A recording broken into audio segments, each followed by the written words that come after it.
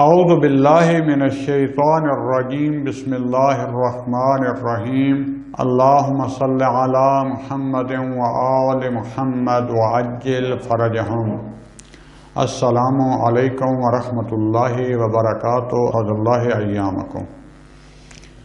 سب سے پہلے میری طرف سے تمام جہانیان عالم اسلام مومنین کرام، خصوصاً امام زمان علیہ السلام کی خدمت میں اور پھر ان کے نائب برحق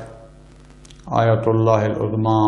سید علی خامنائی اور تمام مراجع کرام، علماء کرام، ان کی خدمت میں بی بی دو عالم سیدہ نساء العالمین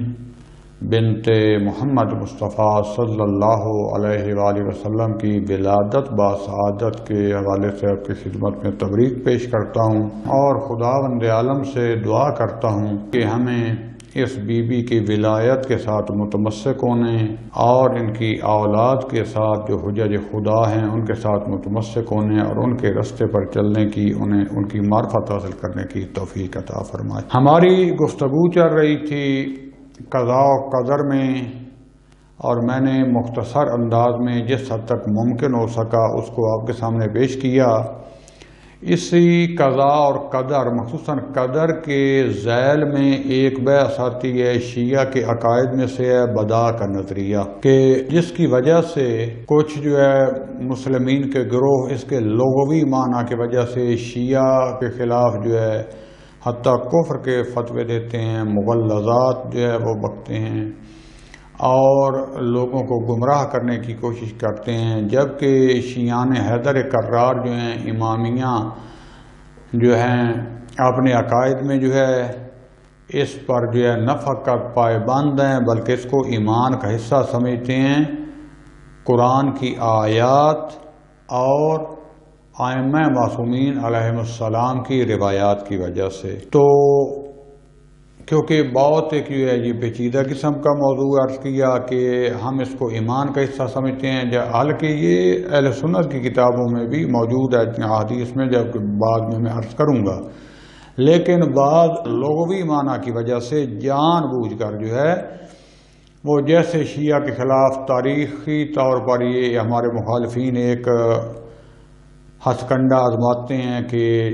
جہاں زور چلے وہاں زبردستی سے ڈرا دھمکا کر جہاں نہ ہو کو پیسہ دے کر، ورنہ جو ہے جھوٹے پراپیگنڈے کر کے جھوٹ بول کر عوام کو متنفر کیا جاتا ہے شیعہ سے نہیں بلکہ اہل بیت علیہ السلام کی فکر سے اور ان کے رستے سے دور کرنے کے لیے جو ہے جھوٹ کا سہارا لیا جاتا ہے۔ اب عوام بیچارے پڑھے لکھے نہیں ہوتے اور پھر جب مخصوصاً جس فرقے کے ساتھ ہوں اعتماد کرتے ہیں اپنے علماء پر، تحقیق بہت کم لوگ کرتے ہیں، لہذا بجائے کسی کو جو ہے متعون کرنے کے میں حقیقی طور پر جو ہے آپ کے سامنے یہ بحث پیش کروں گا کہ اصل میں جو ہے حقیقت کیا ہے بدع، ہمارا جو نظریہ ہے بدع کے بارے میں، اس کے لغوی معنی کیا ہیں، آیا کوئی لغوی معنی ہم ایمان رکھتے ہیں یا نہیں۔ جیسے میں پہلے کہہ چکا ہوں کہ ایک لغوی معنی ہوتا ہے، ایک اصطلاحی معنی ہوتا ہے۔ عموماً جو ہے وہ جو اصطلاح مشہور ہوتی ہے ہم اس کے تابع چلتے ہیں، لیکن یہ جو ہے لغوی معنی کو جو ہے بہانہ بنا کر شیعان حیدر کرار کے خلاف جو ہے یہ الزام لگاتے ہیں کہ نعوذ باللہ کہ شیعہ خداوند عالم کی طرف جہل کی نسبت دیتے ہیں، تعالی اللہ عن ذلک علوا کبیرا، جبکہ جس طریقے سے توحید شیعان حیدر کرار مانتے ہیں جو اہل بیت اور ائمہ کرام علیہ السلام سے ہمیں ملی ہے، شاید لوگ اس کے نزدیک بھی نہ پہنچ سکیں۔ میں نے کل عرض کیا تھا کہ جن کے اپنے عقائد جو ہے ان میں اتنی لغزش ہے تو وہ ان کو بچانے کے لیے شیعہ کے خلاف دن رات پروپیگنڈا کر رہے ہوتے رہتا ہے، یہاں تک کہ کفریہ جو ہے عقائد کی نسبت دیتے ہیں۔ لہذا جو ہے بہت ساری جو ہے احادیث جو ہے نقل ہوئی ہیں، جن میں سے پہلے میں صرف حدیث کو نقل کرتا ہوں، اس کے بعد جو ہے بدع اور علم الہی اور جو ہے امامیہ کی نظر جو ہے حقیقت بدع کے بارے میں وہ بیان کروں گا تاکہ حقیقت واضح ہو جائے کہ شیعہ کا نظریہ کیا ہے۔ اس کے بعد بسم اللہ کو علمی اعتراض کرنا چاہے تو موسٹ ویلکم۔ یہ ہمارے شیعہ حضرات جن کو ابھی تک جو ہے اس کی حقیقت کا علم نہیں ہے وہ بھی اس سے آگاہ ہو جائیں۔ میں پہلے فقط جو ہے چند احادیث بیان کرتا ہوں بدا کے بارے میں۔ سب سے پہلے جو ہے شیخ صدوق علیہ الرحمہ جو ہے وہ اپنی سند میں جناب زرارہ جو ہے ان کے ذریعے امام باقر یا امام جعفر صادق علیہ السلام سے ان میں سے امام نقل کرتے ہیں، فرماتے ہیں کہ خدا بند عالم بدا کی مانند عبادت نہیں ہوا، یعنی جتنا بدا کی خاطر خدا کی عبادت انسان کرتا ہے شاید اس کے علاوہ خدا کی عبادت ممکن نہیں ہے۔ یہ سادہ سا مفہوم ہے، مطلب اس کا اگر تھوڑا سا کھول کے بیان کرنا چاہیں سادہ انداز میں یہ ہے کہ اصل عبادت معرفت کے ساتھ ہوا ہے کہ اگر صحیح بدا کی حقیقت کو آپ سمجھ جائیں تو جو پھر حقیقی عبادت خدا بند عالم کی ہوتی ہے شاید اس کے سمجھنے اور اس کی معرفت کرنے سے پہلے انسان اس درجے کی عبادت جو ہے وہ انجام نہیں دے سکتا۔ یہی جناب شیخ صدوق جناب ہشام ابن سالم کے ذریعے جو امام صادق علیہ السلام سے نقل فرماتے ہیں کہ جتنی بدا کے ذریعے خدا بند عالم کی تعظیم انسان کے دل میں ہوئی ہے باقی کسی چیز کے ذریعے اتنا اکرام خدا کا نہیں ہوا، یعنی خدا بند عالم کی ہم جو تعظیم کرتے ہیں، اکرام کرتے ہیں، عبادت کرتے ہیں خدا کی نعمات کے ذریعے خدا کی صفات کو سمجھ کر جتنی معرفت حاصل ہوتی جاتی ہے اتنی زیادہ خدا کی عبادت میں ہمارے اندر اور معرفت میں اضافہ ہوتا جاتا ہے۔ تو یہ من جملہ ان عوامر میں سے ہیں کہ جس کے ذریعے انسان خدا بند عالم کی اور زیادہ عبادت اور معرفت حاصل کرتا ہے۔ اسی طریقے سے جناب شیخ صدوق جو ہیں یہ توحید صدوق باب 54 میں سے میں یہ جو حدیث نقل کر رہا ہوں، پہلی دوسری تیسری ترتیب سے حدیث جو یہ آ رہی ہے محمد ابن مسلم سے یہ اور وہ امام صادق علیہ السلام سے نقل فرماتے ہیں کہ خدا بند عالم جو ہے عز و جل خدا نے کسی بھی پیغمبر کو مبعوث نہیں کیا مگر یہ کہ اس سے 3 صفات کا اعتراف لیا ہے، عبودیت کا اقرار، بت اور خدا بند عالم کے شریک کی نفی ہونے کا اقرار، اور اس چیز کا اقرار کہ خدا بند عالم جس چیز اور امر کو چاہے مقدم کر دے جس کو چاہے مؤخر کر دے۔ یہ بدا کے یعنی وہی معنی ہیں، میں بعد میں بیان کروں گا۔ بدا یعنی خدا بند عالم نے وہ جو تقدیر معین کی ہے تو اس میں کچھ ہمیں اختیار دیا ہے کہ اگر ہم یہ افعال انجام دیں گے تو ہم پر خدا کی رزق و روزی میں اضافہ ہو جائے گا، ہم سے مصیبتیں ٹل جائیں گی، نہیں دیں گے تو مصیبتیں آ جائیں گی، رزق و روزی کم ہو جائے گی، یہ کام کریں گے تو عمر بڑھ جائے گی۔ خدا کو تو علم ہوتا ہے، ہمارے لیے جو ہے یہ نئی چیز ہوتی ہے۔ یعنی پہلے ہوتا ہے، میں اس کی مثالیں بیان کروں گا، جیسے میں ابتدا میں کہتے ہیں مثال بیان کر دیتا ہوں تاکہ تھوڑا سا تقریب ذہن کے لیے۔ حضرت موسیٰ علیہ السلام، حضرت عیسیٰ علیہ السلام کے بارے میں جو ہے مشہور ہے، جہاں تک اب میرے ذہن میں اگر میں اشتباہ نہ کر رہا ہوں، حضرت عیسیٰ علیہ السلام کے بارے میں یہ اگر میں انتہائی معذرت چاہتا ہوں شاید ہو سکتا ہے حضرت موسیٰ علیہ السلام، ان 2 انبیاء میں سے ایک نبی کا قصہ ہے کیونکہ میں تازہ مطالعہ نہیں کیا اس حوالے سے، یہ ذہن میں تھی پہلے کئی دفعہ بیان کر چکا ہوں۔ بہرحال زیادہ آ رہا ہے حضرت عیسیٰ علیہ السلام کے حوالے سے۔ تو یہ ایک سفر پر جا رہے تھے، بعض کہتے ہیں کہ نہیں کسی شادی پر ان کو دعوت دی تھی، کیونکہ جب مختلف واقعات نقل ہوتے ہیں نا تھوڑا بہت عبارت میں فرق ہو جاتا ہے۔ جو میں نے مطالعہ کیا ایک یہ تھا جو مشہور ہے کہ وہ کسی سفر پر جا رہے تھے تو رستے میں دیکھا شادی ہو رہی تھی، تو بعد میں ہے کہ نہیں وہ جو ہے ان کو کسی شادی پر جو ہے دعوت دی ہوئی تھی، تو وہ گئے تو اور وہاں جو ہے شادی سے جب ان کے فارغ ہو کے ان کی خوشی سے باہر نکلے تو حضرت اسرائیل علیہ السلام کو جو ہے وہ ان کی چھت پر دیکھا، تو پوچھا آپ ادھر کیا؟ تو انہوں نے کہا کہ دیکھیں آپ یہ کتنے خوشحال ہیں، خوشی ہو رہی ہے، کل ان کے گھر میں ماتم ہوگا، اللہ نے مجھے حکم دیا کہ روح قبض کرنے کا، تو ان کے بستر کے نیچے جو ہے ایک زہریلا سانپ پڑا ہوا ہے، تو رات کو ان کو اس کے ذریعے زہر کے ذریعے ان کو میں موت دوں گا، اور ان کے صبح جو ہے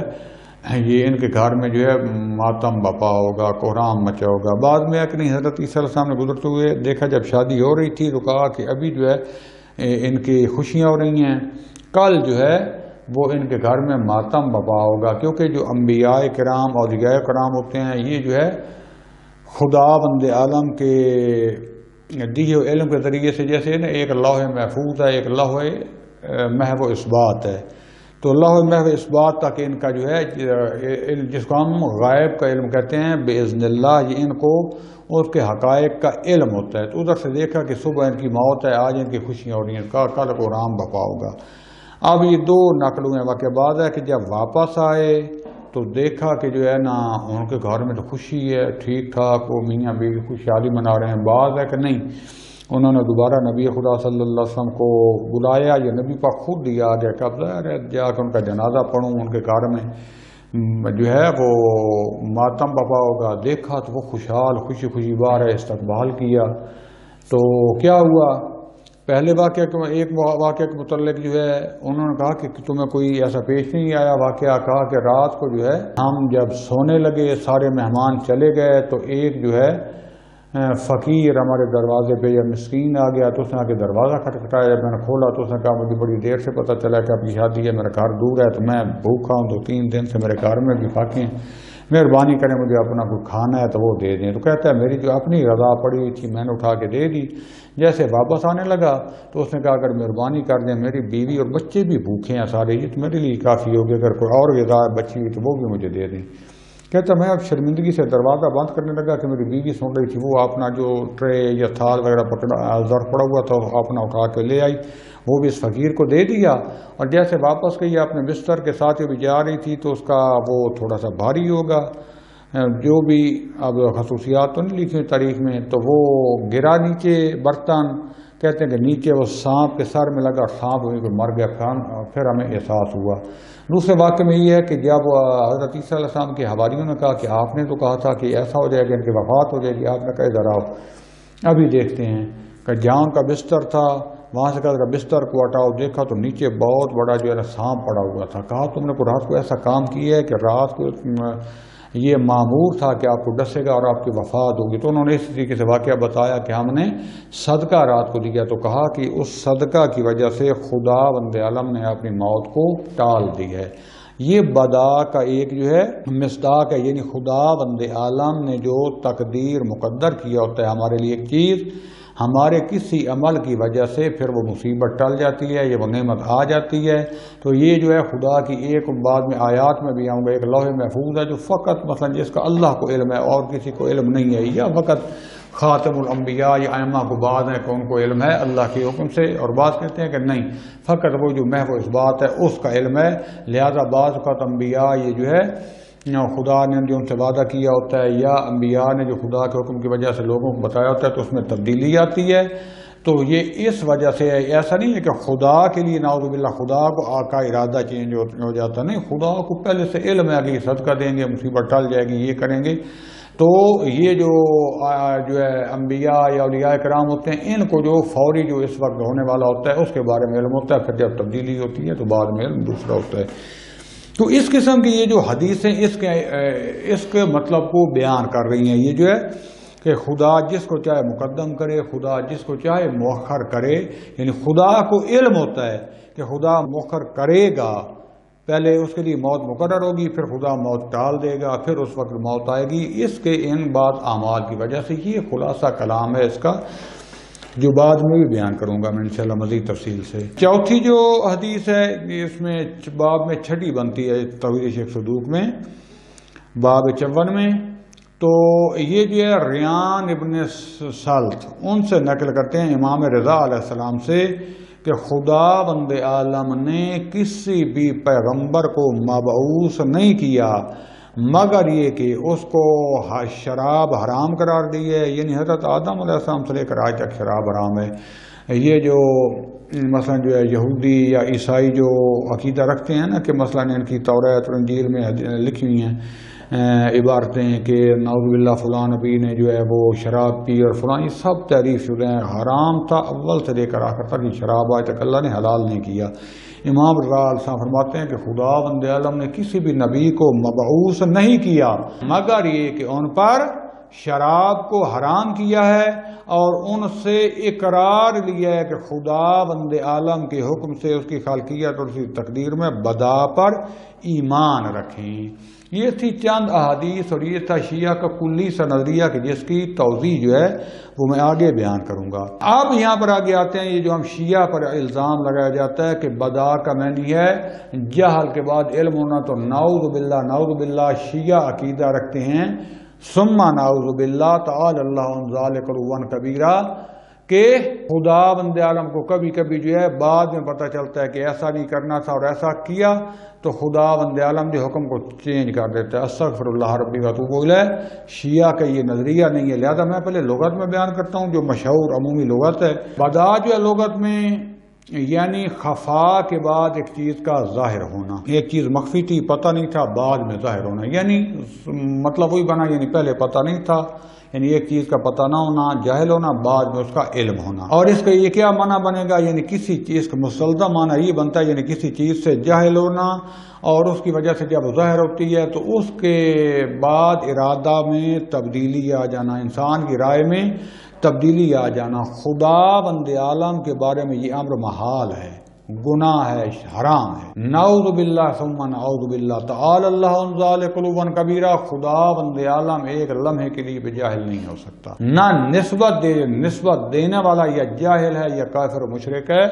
کبھی بھی خدا کی طرف نسبت نہیں دی جا سکتی۔ پھر شیعہ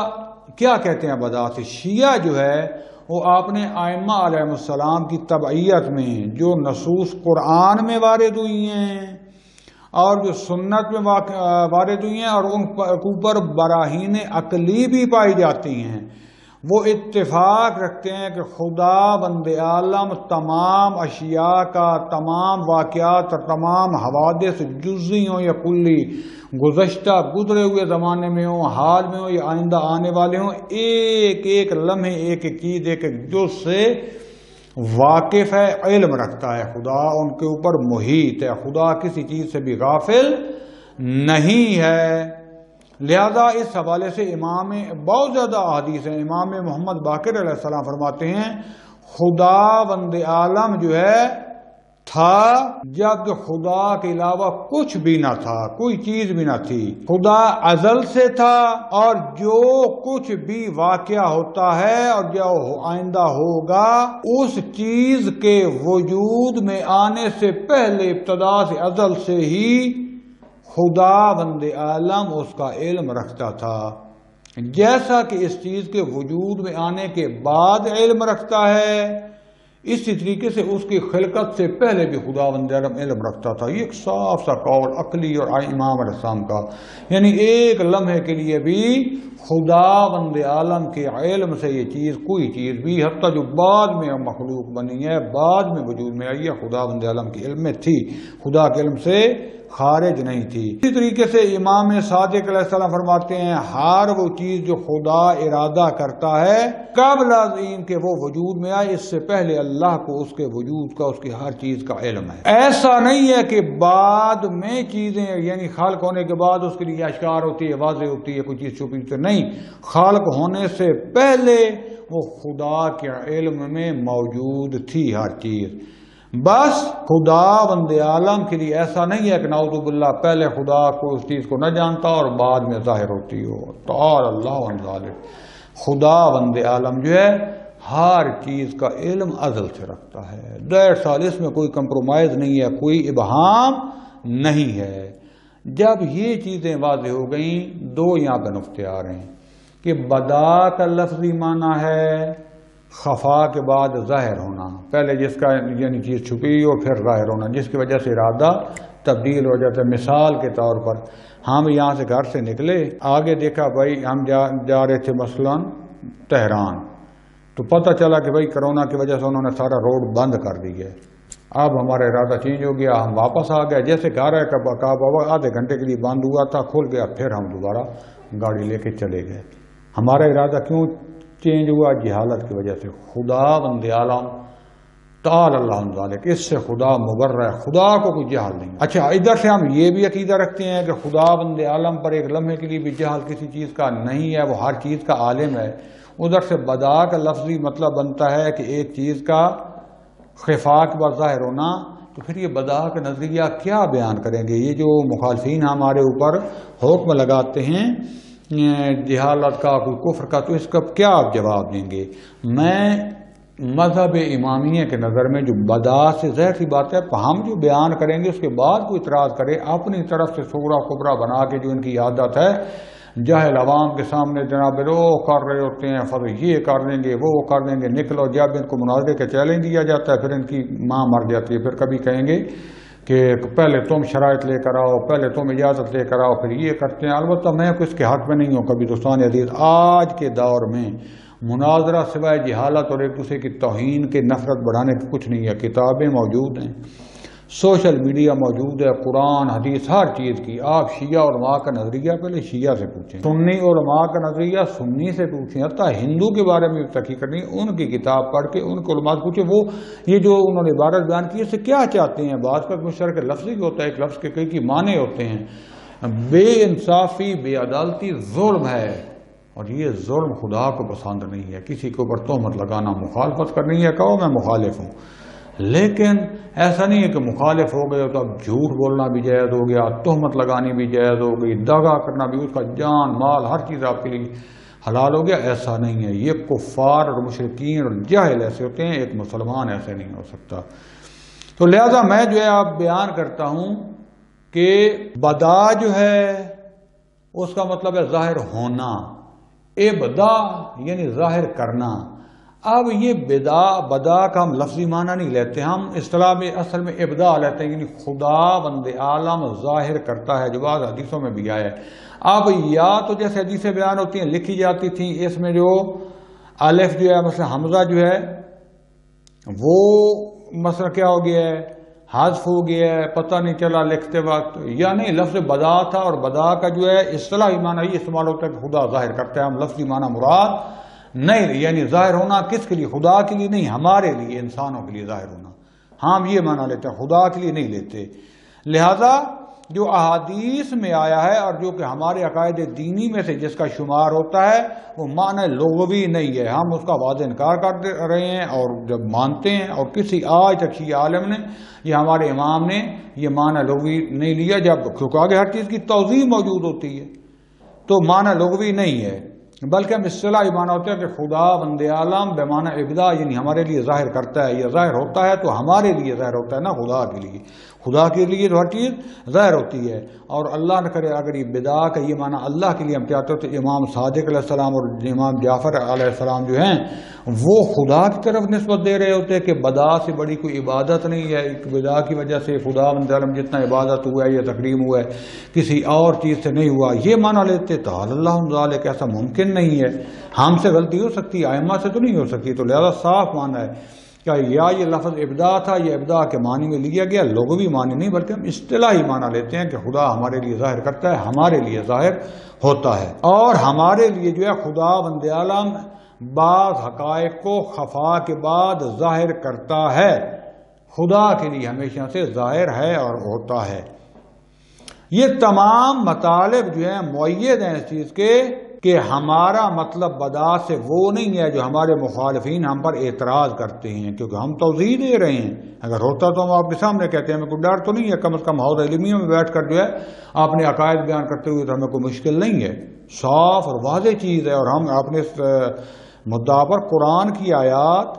روایات، آپ کی حدیثوں میں عقلی دلائل رکھتے ہیں اور آپ کے سامنے پیش کریں گے اگر جس میں انصاف ہے۔ مراد ہماری یہ ہے بدا سے کہ انسان خدا بند عالم کے بنائے ہوئے قانون علت و معلول کے تحت اپنے اعمال کی وجہ سے، اپنے اچھے اور برے اعمال کی وجہ سے اپنی سرشت جو ہے، اپنی جو ہے عاقبت اس کو سنوارتا اور بگاڑتا ہے۔ میں اسی بدا کے معنی کو ابھی کچھ عرصے بعد جو ہے بخاری میں بھی یہ جو اور ان کے اہل حدیث کے جو ہے اپنا اہل سنت کی کتابوں میں آئے یہ حدیثیں بھی نقل کروں گا۔ تو خدا بند عالم کی پہلے بیان کر دوں، پہلے بحث ہوئی تھی تقدیر کی، تقدیر میں نے تشریعی، علمی اور عینی یعنی خارجی مصداقاً بیان کیا تھا۔ اب یہاں پر تقدیر، خدا بند عالم نے جو چیز ہمارے لیے مقدر کی ہے، جو خدا نے تقدیر بنائی ہے ہمارے لیے، اس کی دو اقسام ہیں، ایک ہے تقدیر مشروط و موقوف اور ایک ہے تقدیر مطلق۔ تقدیر مشروط اور موقوف صاف لفظ کے معنی سے ظاہر ہے ایسی تقدیر جو مشروط ہے، شرط ہے، یعنی اگر یہ اس طریقے سے کرے گا تو اس کی تقدیر ایسی ہوگی، اس کو یہ ملے گا، اس کا انجام یہ ہوگا، اگر یہ رستہ اور یہ اعمال اختیار کرے گا تو اس کی تقدیر ایسی ہو جائے گی۔ ایک ہے تقدیر مطلق جو فقط خدا کو اس کا علم ہے، خدا بند عالم جانتا ہے کہ اینڈ پہ پورا برنامہ اس کا کیا ہے، یعنی پہلے بیان کر چکا ہوں اس میں تقدیر کے معنی میں کہ صدقہ دینے سے، جیسے ابھی یہ پوری سٹوری قصہ بھی بیان کیا تاریخی، صدقہ دینے سے موت اور مصیبت ٹل جاتی ہے، برے کباد ایسے کام جو آیات بیان کروں گا وہ خدا کی ناشکری کرنے سے، گناہ کرنے سے عذاب آ جاتے ہیں، جلدی موت واقع ہو جاتی ہے۔ اب خدا بند عالم نے یہ تقدیر مشروط میں لکھا ہوا تھا کہ یہ پہلے شکر ادا کریں گے، نعمتیں زیادہ ملیں گی، اس کے بعد کفران نعمت کریں گے، ان کے اوپر عذاب آ جائے گا۔ لیکن وہ جو تقدیر مطلق ہے خدا بند، اس میں یہ سارا بھی لکھا ہوا ہے کہ آپ نے اختیار کے ساتھ پہلے یہ کریں گے تو ان کی عمر بڑھ جائے گی، ان کی نعمتیں زیادہ ہو جائیں گی، اس کے بعد یہ کریں گے ان کی کم ہو جائے گی فلاں۔ لہذا یہ دو قسم کی تقدیر ہے۔ انسان قادر ہے کہ تقدیر مشروط میں جو اللہ نے بنائی ہے خدا کے دیے ہوئے انتخاب ارادہ قدرت کے ساتھ شکر کرتے ہوئے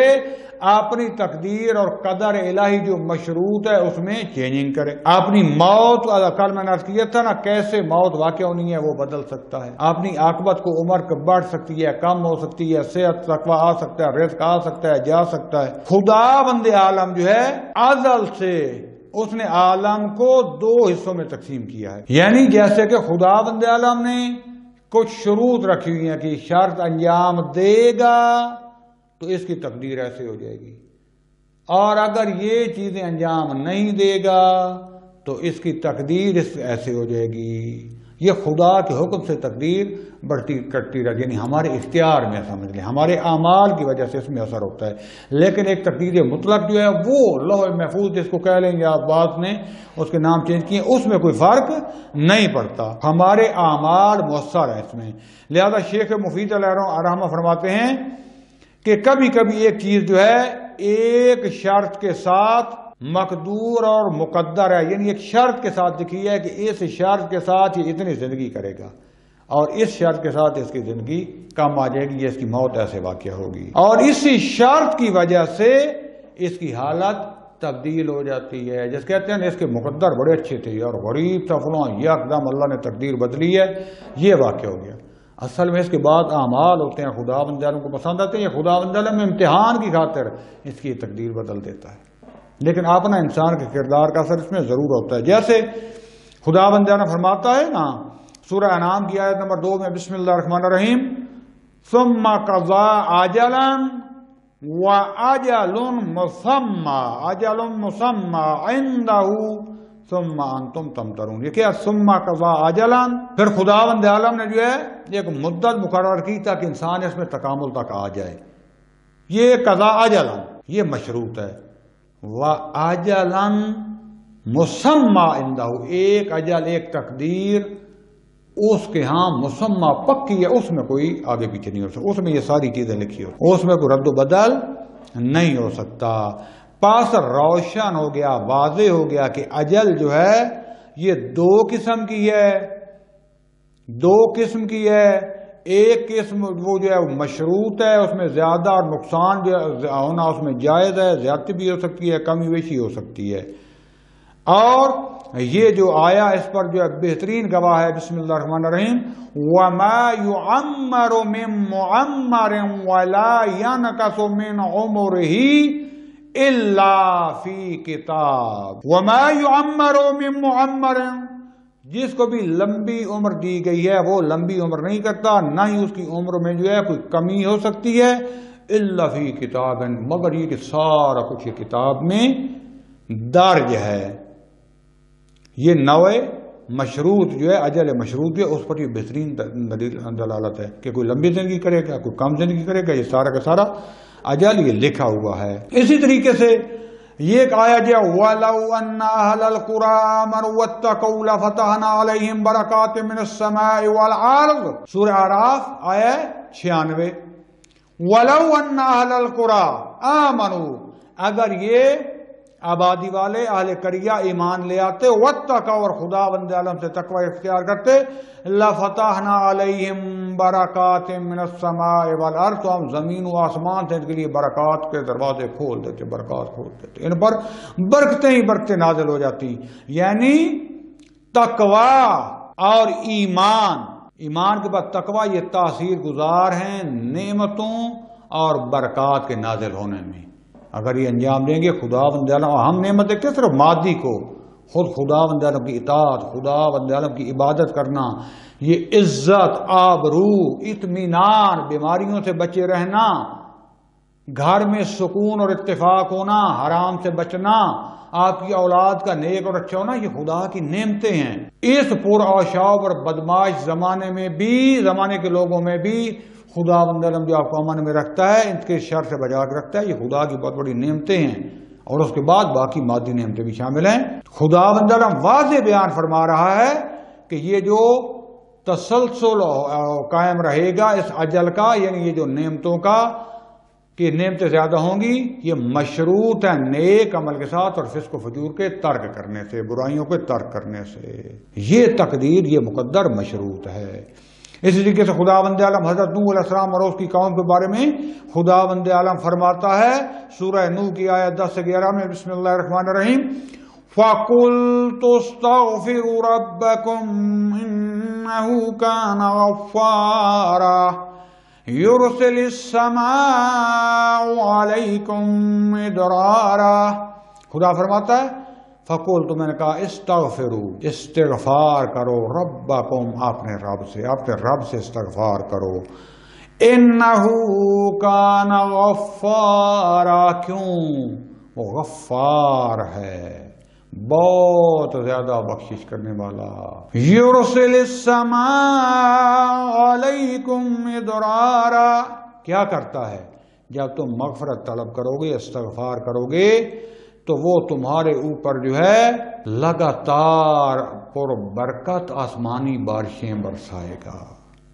لہذا علماء کہتے ہیں کہ جو رزق کی تنگی کا نشان ہو اور میرے دوستو آج نوٹ کر لو یہ آپ اپنا میں پہلے بھی چند دفعہ دوستوں سے بیان کر چکا ہوں اپنا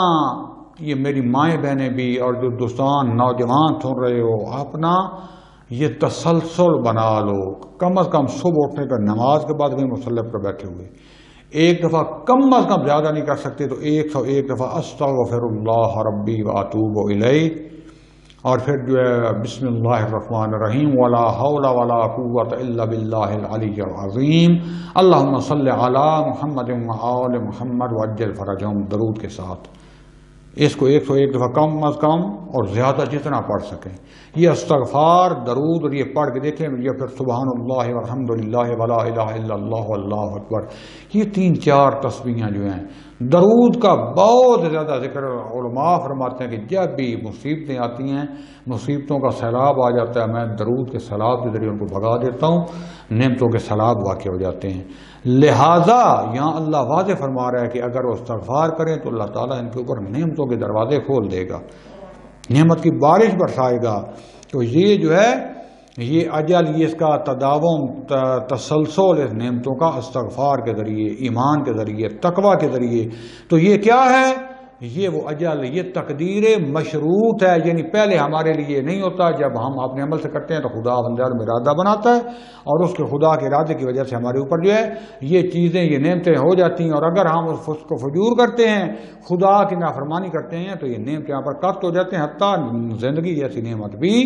قطع ہو جاتی ہے لہذا یہ اجل اور قدر مشروط ہے یہ تقدیر مشروط ہے اور یہ حقیقت میں یہی بدا ہے لہذا بدا یعنی ایک ارادے سے دوسرے ارادے پر جانا نہیں ایسا نہیں کہ نعوذ باللہ پہلے اللہ نے ارادہ اور کیا ہوا تھا اب اللہ کا ارادہ چینج ہو گیا نہیں اللہ کا ارادہ پہلے بھی وہی تھا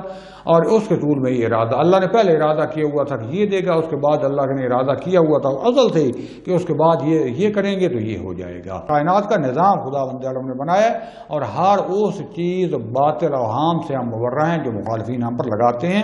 خدا بند عالم کا ارادہ چینج نہیں ہوتا، خدا کے علم میں چینجنگ نہیں ہوتی، بلکہ ازل سے خدا نے یہ ارادہ کر رکھا ہے، اس کے علم میں ہے کہ یہ تقوی اختیار کریں گے، استغفار کریں گے تو نعمتیں بڑھا دوں گا، اور یہ فسق و فجور کریں گے، گناہ کریں گے تو نعمتیں ہٹا دوں گا۔ لہذا نہ اللہ کا ارادہ چینج ہوتا ہے، نہ اللہ کے لیے کوئی نئی چیز ظاہر ہوتی ہے، بلکہ ہمارے لیے ظاہر ہوتی ہے، اللہ ظاہر کرتا ہے۔ لہذا آج میں فعلاً اسی پر فعلاً اختتام کرتا ہوں۔ کل انشاءاللہ خدا نے زندگی دی بشرط صحت و سلامتی تو قرآن مجید کتاب اور سنت کے پرتاؤ میں آپ کے سامنے بدا کی صحیح تفصیل سے تفسیر بیان کروں گا۔ وصلی اللہ علی رسول الکریم وعلی اولادہ الاطیبین الاطہرین والحمد للہ رب العالمین، والسلام علیکم ورحمۃ اللہ وبرکاتہ۔